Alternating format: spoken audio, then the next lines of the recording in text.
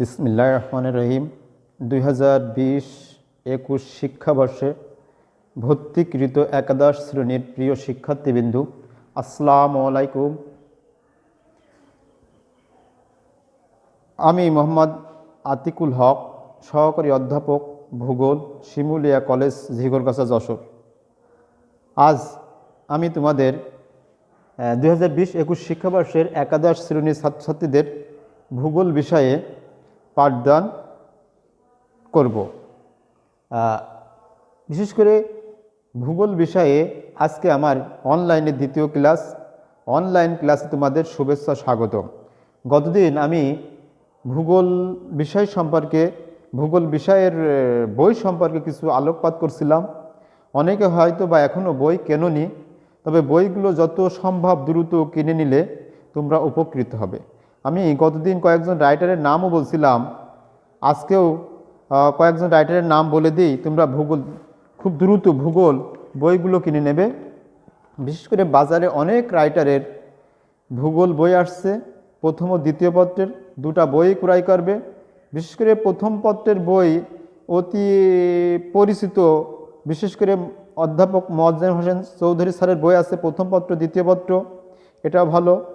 বর্তমান সময়ে একজন নতুন রাইটার, বিশেষ করে অধ্যাপক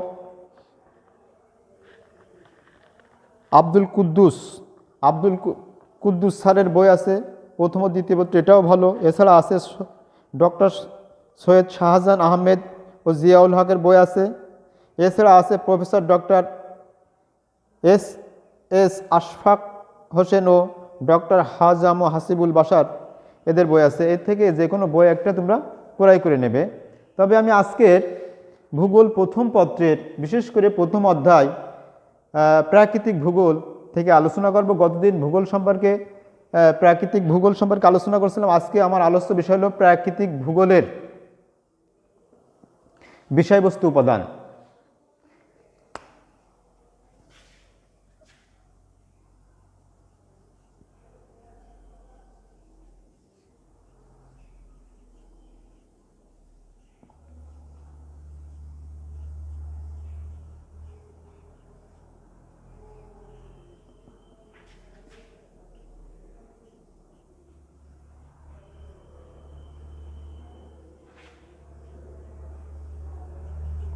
বিষয়বস্তু ও উপাদান।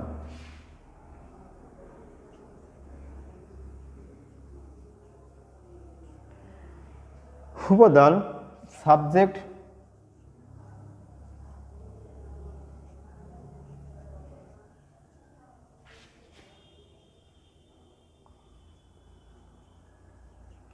matter and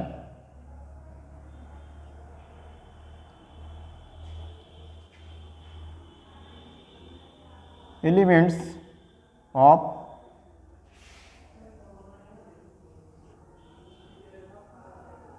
physical geography।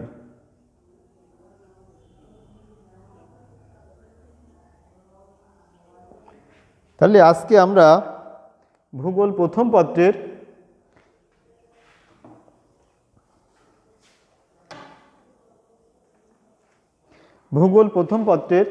প্রথম অধ্যায় প্রাকৃতিক ভূগোলের বিষয়বস্তু উপাদান, subject matter and elements of physical geography নিয়ে আলোচনা করব। তাহলে প্রাকৃতিক ভূগোলের বিষয়বস্তু।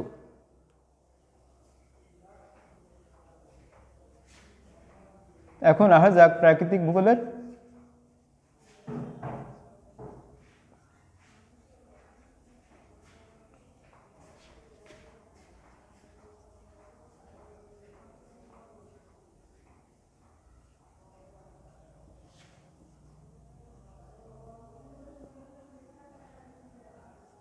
বিষয়বস্তু।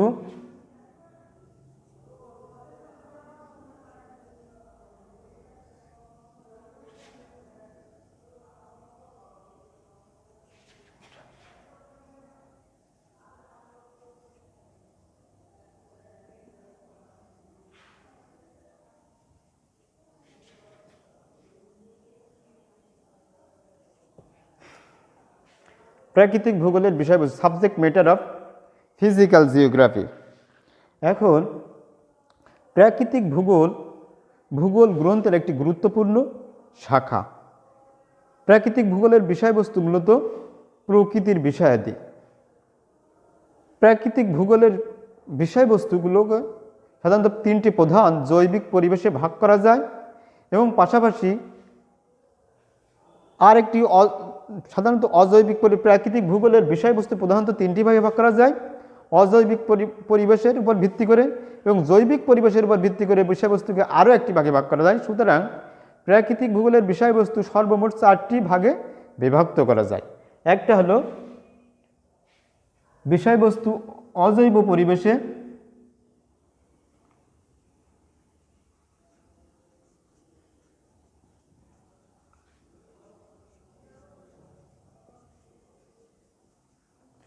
পরিবেশের তিনটি, যথা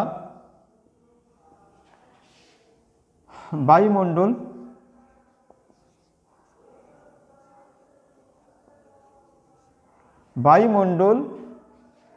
অশ্বমণ্ডল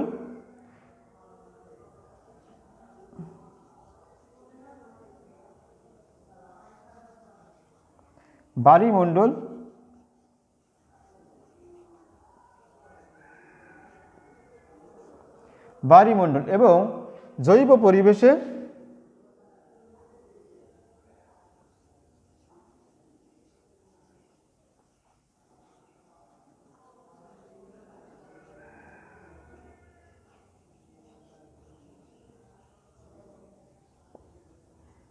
জীবমণ্ডল। এই সর্বোপরি 4টে ভাগে ভাগ করা যায় প্রাকৃতিক ভূগোলের বিষয়বস্তু।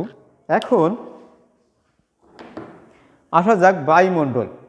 বিশেষ করে বায়ুমণ্ডল বলতে আমরা বুঝি ভূপৃষ্ঠের চারিদিকে ফাঁকা জায়গা বায়ু দ্বারা বেষ্টন করে আছে, অর্থাৎ বায়ুমণ্ডল আমরা বলতে বুঝি ভূপৃষ্ঠের চারিদিকে হতে ঊর্ধ্বে যে বায়বীয় বা গ্যাসীয় আবরণ দ্বারা আবৃত করে আছে তাকে বায়ুমণ্ডল বলে। এবার ভূপৃষ্ঠের চতুর্দিকে হতে ঊর্ধ্ব দিকে যে গ্যাসীয় আবরণ দ্বারা ভূপৃষ্ঠকে বেষ্টন করে আছে তাকে বায়ুমণ্ডল বলে। বায়ুমণ্ডল বিশেষ করে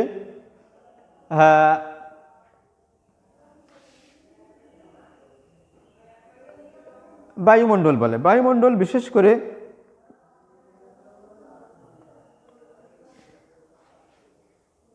ভূপৃষ্ঠের কয়েক মিটার হতে 10,000 কিলোমিটার পর্যন্ত এর বিস্তর, কয়েক মিটার হতে 10,000 কিলোমিটার, এবং বায়ুমণ্ডলের আনুমানিক বয়স হলো 35 কোটি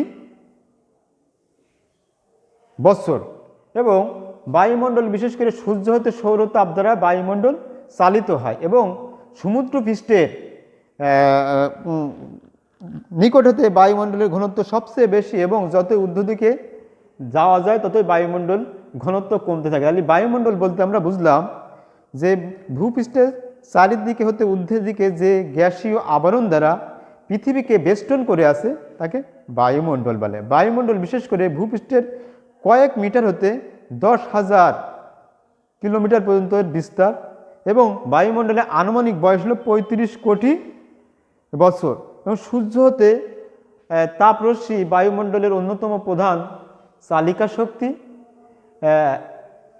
শক্তি এবং বিশেষ করে সমুদ্রপৃষ্ঠের খুব নিকটে বায়ুমণ্ডলের ঘনত্ব সবচেয়ে বেশি এবং যত ঊর্ধ্বে উত্থিত হয় তখন বায়ুমণ্ডলের ঘনত্ব ক্রমান্বয়ে কমতে থাকে। এবার আসা যাক অশ্বমণ্ডল।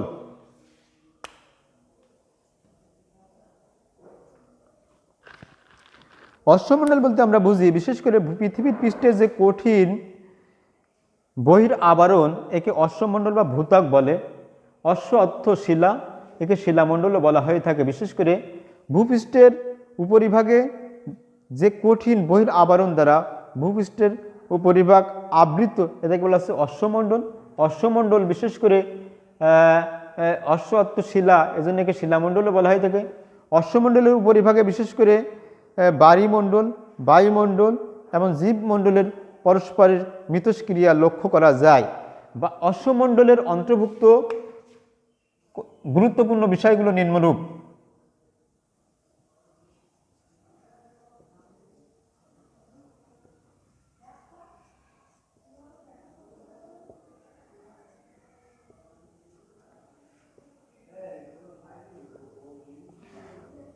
অশ্বমণ্ডলের গুরুত্বপূর্ণ বিষয়গুলো নিম্নরূপ। 1 নম্বর হলো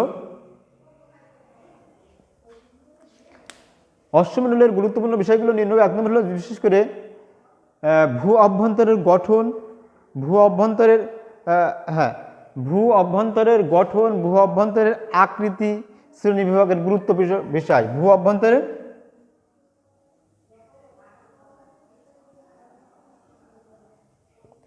গঠন, উপাদান ইত্যাদি আলোচ্য বিষয়। 2 নম্বর হলো অশ্বমণ্ডলের গুরুত্বপূর্ণ বিষয় হলো ভূত্বকের গঠন,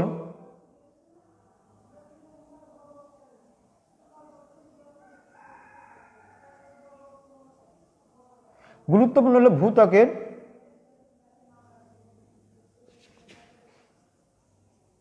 ভূত্বকের গঠন, উপাদান, শ্রেণীবিভাগ, শিলা ইত্যাদি আলোচ্য বিষয়। 3 নম্বর হলো ভূ আলোড়নজনিত পরিবর্তন, যেমন সমভূমি ভূ আলোড়নজনিত পরিবর্তন, ভূ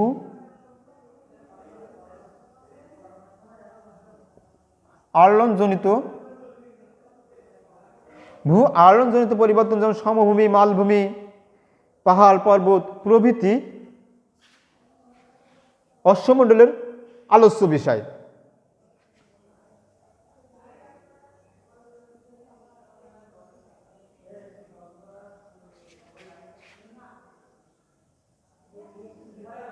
আলোচ্য বিষয়। প্রিয় শিক্ষার্থীবৃন্দু, প্রাকৃতিক ভূগোলের বিষয়বস্তুকে আমরা প্রথমত 3টা ভাগে, বিশেষ করে 2টা, একটা জৈব পরিবেশের উপাদান 3টা আর অজৈব পরিবেশের উপাদান হলো 3টা, বায়ুমণ্ডল, অশ্বমণ্ডল, বায়ুমণ্ডল, এবং জৈব পরিবেশের উপাদান মূলত একটা জীবমণ্ডল। সর্বমোট 4টি ভাগে ভাগ করা হয়েছে। ভাগগুলো ভিতরে অশ্বমণ্ডলের গুরুত্বপূর্ণ বিষয় সম্পর্কে আমি আলোচনা করছি। ভূমিকম্প। অশ্বমণ্ডলের গুরুত্বপূর্ণ বিষয় হলো যেমন ভূমিকম্প, ভূমিকম্পের কারণ, ফলাফল, শ্রেণীবিভাগ।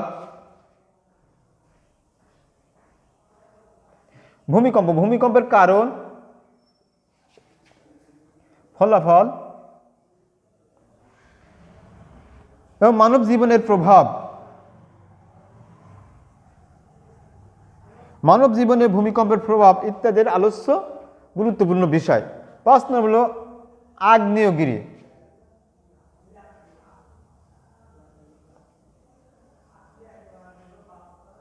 আগ্নেয়গিরির কারণ, ফলাফল, শ্রেণীবিভাগ।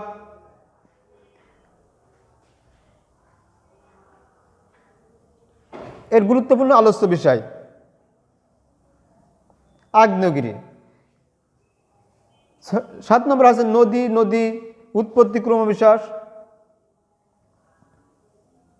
নদ নদীর উৎপত্তি ক্রমবিকাশ।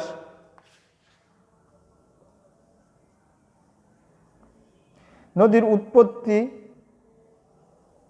উৎপত্তি ক্রমবিকাশ,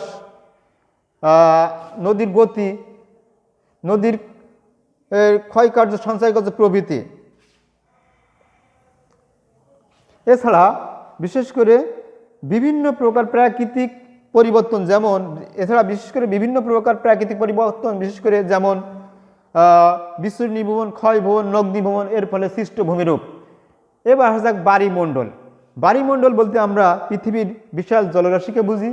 অনেক ভূগোলবিদদের মতে পৃথিবীর সৃষ্টির প্রাথমিক অবস্থায় বিভিন্ন প্রকার তাপ ও চাপের ফলে সংকুচিত সম্প্রসারিত হওয়ার ফলে পৃথিবীর উপরিভাগ অসমতল অবস্থান বিরাজ করে।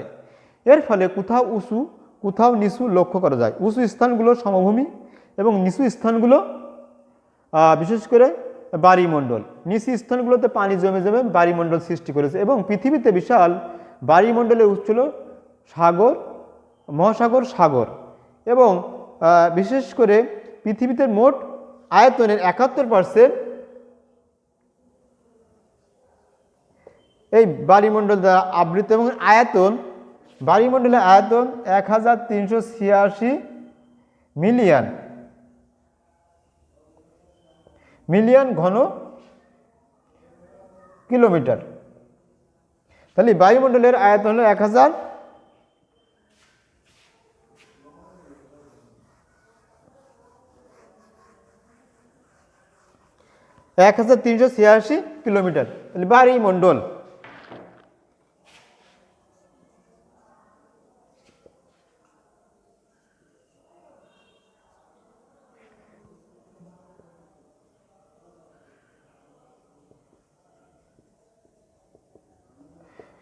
ঘন কিলোমিটার। এবং বায়ুমণ্ডলের অন্তর্ভুক্ত কিছু বিষয় আছে, গুরুত্বপূর্ণ বিষয়গুলো নিম্নরূপ। 1 নম্বর হলো সাগর,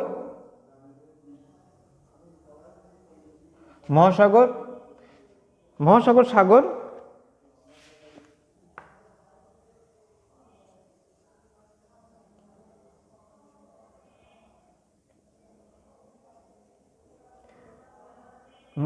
মহাসাগর সাগরের আয়তন, গভীরতা, গতি, আকৃতি প্রভৃতি আলোচ্য বিষয়। 2 নম্বর হলো সমুদ্র স্রোত,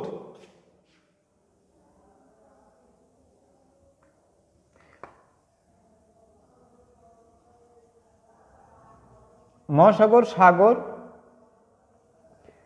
এর স্রোত, স্রোতের শ্রেণী বিভাগ,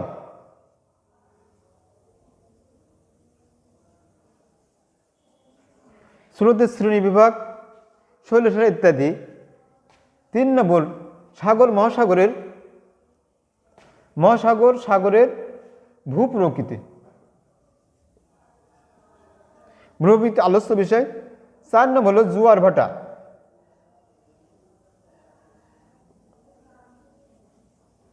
প্রভৃতি বিষয়। তাহলে বায়ুমণ্ডলের আলোচ্য বিষয় হলো সাগর মহাসাগরের আকার, আয়তন, গভীরতা, আকৃতি এবং সাগর মহাসাগরের স্রোত, স্রোতের শ্রেণী বিভাগ, শৈলশিলা এবং সাগর মহাসাগরের ভূপ্রকৃতির গঠন, গভীরতা, খাত এবং জোয়ার ভাটার কারণ, শ্রেণীবিভাগ এবং মানব জীবনের প্রভাব। তাহলে বায়ুমণ্ডল, অশ্বমণ্ডল এবং জীবমণ্ডল। এর আগে একটি চিত্রের মাধ্যমে প্রাকৃতিক ভূগোলের বিষয়বস্তুগুলো, উপাদানগুলোর তুলে ধরা হলো।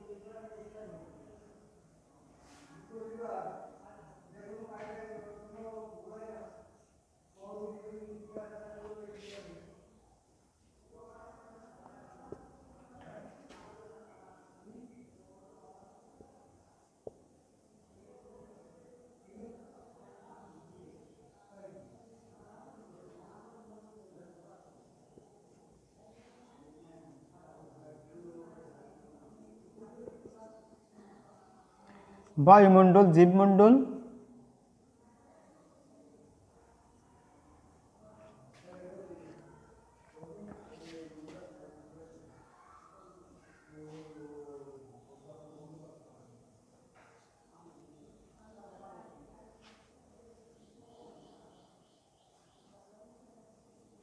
প্রাকৃতিক ভূগোলের বিষয়বস্তু উপাদান।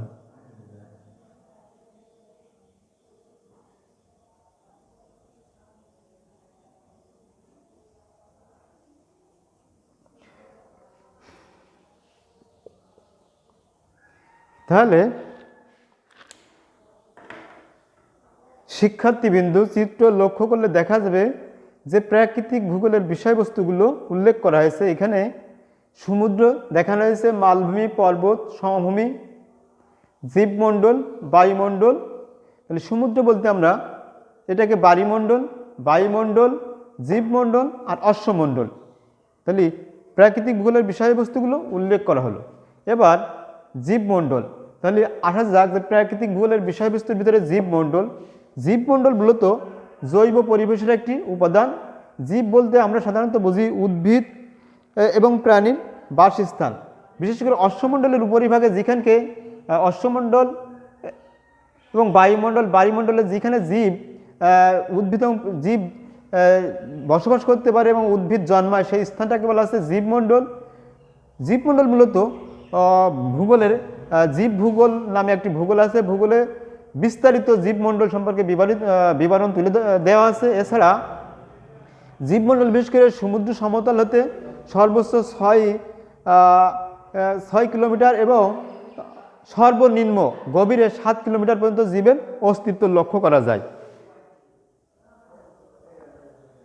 জীবমণ্ডল, তাহলে প্রাকৃতিক ভূগোলের বিষয়বস্তু গেল প্রাকৃতিক ভূগোলের উপাদান। তাহলে আজকে আমি ভূগোল প্রথম পত্রের প্রথম অধ্যায় অর্থাৎ প্রাকৃতিক ভূগোলের বিষয়বস্তু উপাদান, subject matter and elements of physical জিওগ্রাফির প্রাকৃতিক ভূগোলের বিষয়বস্তু, সাবজেক্ট ম্যাটার আর অফ ফিজিক্যাল জিওগ্রাফি সম্পর্কে আলোচনা করলাম। এবার আমি প্রাকৃতিক ভূগোলের উপাদান নিয়ে কিছুটা আলোচনা করব।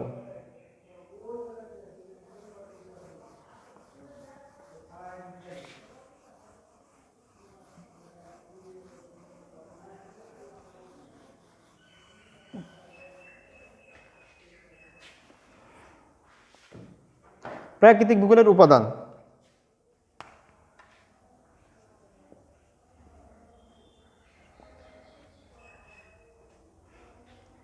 Elements of physical geography.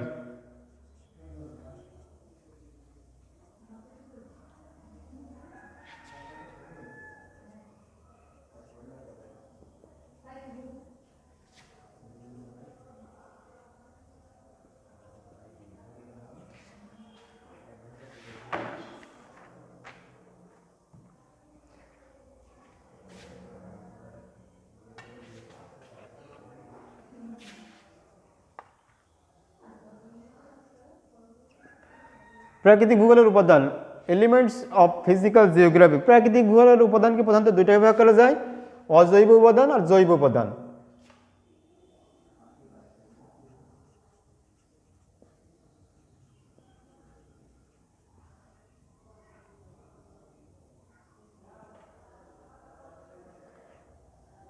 অজৈব উপাদান আছে ভূপ্রকৃতি,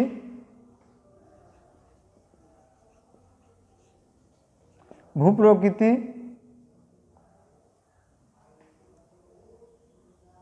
ভৌগোলিক অবস্থা,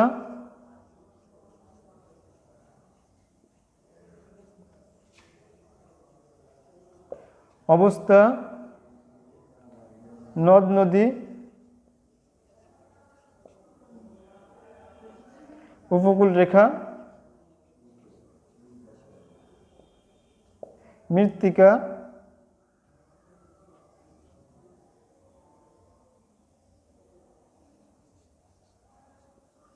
ইত্যাদি।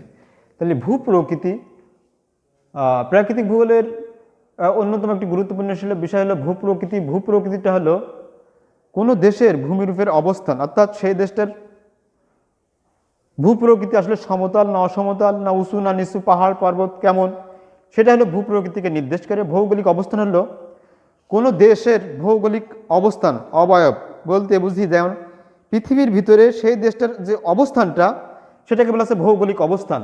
এবং নদ নদী, নদ নদী হলো প্রাকৃতিক ভূগোলের আরেকটি গুরুত্বপূর্ণ উপাদান। নদ নদীর উৎপত্তি, ক্রমবিকাশ, গতিপাত ইত্যাদি। উপকূল রেখাটা, উপকূল রেখাটা বলতে বোঝা যাচ্ছে যে সেই দেশের সংলগ্ন নদীর তীরবর্তী অঞ্চলগুলো উপকূল রেখা ভগ্ন না অভগ্ন। ভগ্ন উপকূল রেখায় বেশি সহজে বন্দর বা বন্দর গড়ে উঠতে পারে। সে দেশের উন্নতি অবনতি উপকূল রেখার উপর নির্ভর করে। মৃত্তিকা, মৃত্তিকা বলতে বোঝানো যাচ্ছে যে প্রাকৃতিক ভূগোলের আরেকটি উপাদান হলো মৃত্তিকা। মৃত্তিকা উর্বর না অনুর্বর, সেখানে আসলে কি তাদের প্রধান উপজীবিকা হলো কৃষি না শিল্প ইত্যাদি আলোচনা করে। এবার আসা যাক জৈব উপাদান। প্রাকৃতিক ভূগোলের দ্বিতীয় উপাদান হলো জৈব উপাদান।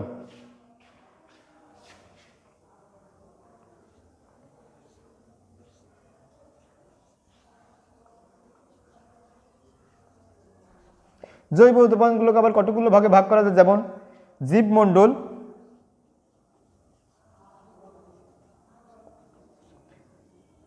উদ্ভিদ,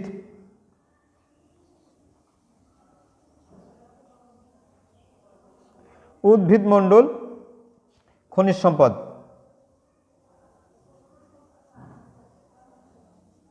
খনিজ সম্পদ। তাহলে প্রাকৃতিক ভূগোলের উপাদানকে মূলত দুইটা ভাগ করা যায়, একটা হলো জৈব অজৈব উপাদান আর জৈব উপাদান। এখানে জৈব উপাদানকে আবার কতগুলো ভাগে ভাগ করা হয়েছে। জীবমণ্ডল, জীব বলতে বোঝা যাচ্ছে সেই দেশের ভিতরে কোন ধরনের জীব জন্তু বসবাস করে। পৃথিবীর বিভিন্ন দেশের ভূপ্রাকৃতিক অবস্থানগত জলবায়ু প্রভৃতির উপর ভিত্তি করে সেই অঞ্চলের উপর বিভিন্ন ধরনের জীব গড়ে ওঠে, এটাকে বলা হচ্ছে জীবমণ্ডল। উদ্ভিদ, উদ্ভিদটাও ঠিক একই রূপ, সেই দেশের ভৌগোলিক অবস্থান, জলবায়ু, মৃত্তিকা, তার উপর ভিত্তি করে উদ্ভিদ জন্মে বংশ বিস্তার করে, সেটা হলো উদ্ভিদমণ্ডল। খনিজ সম্পদ, খনিজ সম্পদটাও ভৌগোলিক অবস্থানগত কারণের উপর ভিত্তি করে গড়ে ওঠে। তাহলে আমি আজকে বিশেষ করে প্রিয় শিক্ষার্থীবিন্দু, আমি আজ ভূগোল প্রথম পত্রের প্রথম অধ্যায় অর্থাৎ প্রাকৃতিক ভূগোল, ফিজিক্যাল জিওগ্রাফির প্রাকৃতিক ভূগোলের বিষয়বস্তু উপাদান নিয়ে আলোচনা করলাম। প্রাকৃতিক ভূগোলের বিষয়বস্তু উপাদান বলতে উপাদানকে আমরা সর্বমোট চারটা ভাগ করেছি। একটা হলো বায়ুমণ্ডল, অশ্বমণ্ডল, বায়ুমণ্ডল আর জীবমণ্ডল। এবং প্রাকৃতিক ভূগোলের উপাদান অর্থাৎ এলিমেন্টস অফ ফিজিক্যাল জিওগ্রাফিকে আবার দুইটা ভাগ করেছি, জৈব উপাদান, অজৈব উপাদান। এখানে জৈব উপাদানকে আবার ভূপ্রকৃতি, ভৌগোলিক অবস্থান, নদ নদী, উপকূল রেখা, মৃত্তিকা, পাশাপাশি জলবায়ু একটা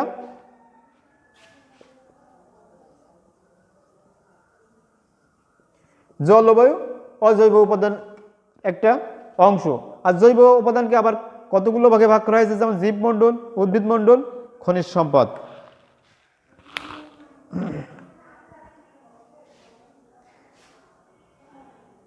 তাহলে প্রিয় শিক্ষার্থী বন্ধু, তোমরা যদি আজকে অনলাইনে আমার এই ক্লাসটা আসলে উপভোগ করো, তাহলে প্রাকৃতিক ভূগোল সম্পর্কে একটি সাম্যক ধারণা তোমাদের ভিতরে চলে আসবে, যেটা তোমাদের পরবর্তীতে ভূগোল সম্পর্কে জানবার এবং বুঝবার সহায়ক ভূমিকা পালন করবে।